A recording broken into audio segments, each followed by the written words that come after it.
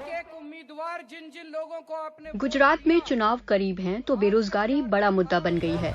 लेकिन गुजरात के पढ़े लिखे बेरोजगार महसूस करते हैं कि बेरोजगारी के मसले पर चुनाव कभी नहीं लड़े गए।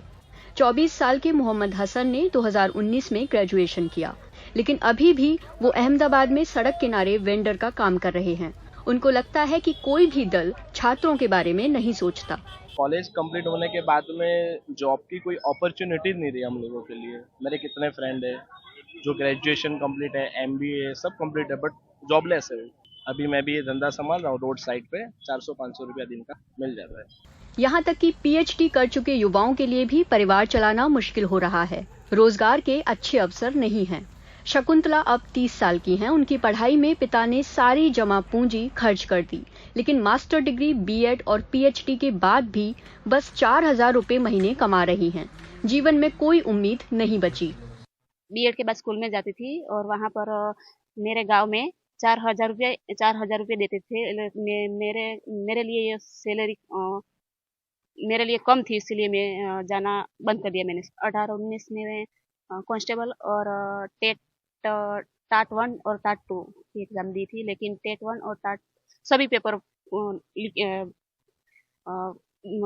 लीकेज हो जाते हैं मैम। पेपर लीक हो जाता है?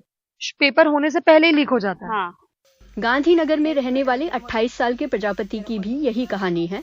इतिहास में MA करने के बाद उन्होंने एक कारखाने में मजदूरी की, जिसके लिए बस 8वीं पास होना जरूरी था। एग्जाम तो आते हैं बहुत सारे, लेकिन पेपर लीक हो जाता है और बहुत टाइम हो जाता है। मान लो कि पहले टीचर का जो टेट की रिक्वायरमेंट होती है वो 5 साल पहले आया था। उसके बाद मैंने 3 साल मेहनत की, लेकिन एग्जाम तो आई नहीं, तो मजबूरी में मजदूरी का काम करने जाना पड़ता है। नहीं ऐसा मतलब कोई सुनता ही नहीं है, कोई भी सरकार हो। ऐसे वैसे तो 27 साल से मैं भाजपा को ही देख रहा हूँ, जब से बड़ा हुआ हूँ। कोई सरकार तो है नहीं। हालांकि गुजरात सरकार का दावा है कि राज्य में युवाओं को सबसे बड़ी तादाद में नौकरी है, लेकिन उनके अपने आंकड़े अलग ही कहानी कहते हैं। अगस्त 2021 तक 3.64 लाख पढ़े लिखे युवाओं के पास रोजगार नहीं था। बीते 2 साल में सरकार ने बस 0.35% बेरोजगार युवाओं को रोजगार दिया। 0.5% रजिस्टर्ड बेरोजगार युवाओं को भी सरकारी नौकरी नहीं मिल पाई। कुल 3,46,436 शिक्षित और 17,816 अर्धशिक्षित युवा बेरोजगार के तौर पर रजिस्टर्ड हैं। राजकोट से आए 24 साल के जिग्नेश डाबेली की दुकान चलाते हैं। जब 2018 में उन्होंने सौराष्ट्र विश्वविद्यालय से B.Com पूरा किया, तब उन्होंने सोचा भी नहीं था कि एक दिन उन्हें सड़क किनारे ठेला लगाना पड़ेगा।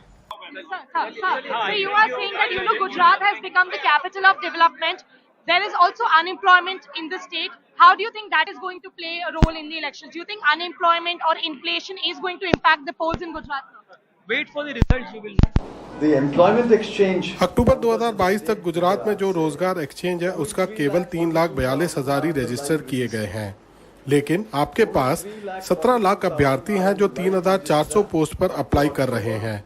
एम्प्लॉयमेंट एक्सचेंज में इन लोगों को रजिस्टर तक नहीं किया गया है। गुजरात में औसत मजदूरी दर देश में सबसे कम है। They are not even registering in the employment register, in the employment exchange.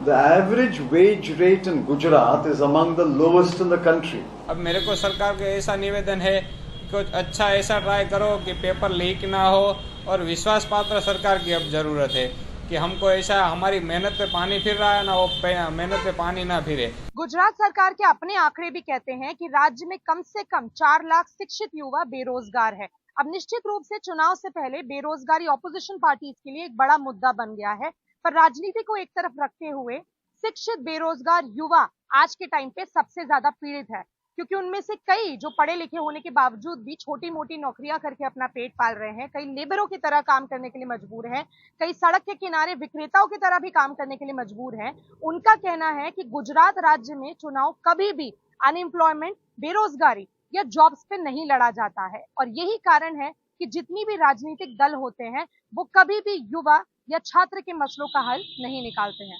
Camera person Ravi के साथ अहमदाबाद में मैं तनुश्री पांडे, NDTV इंडिया के लिए।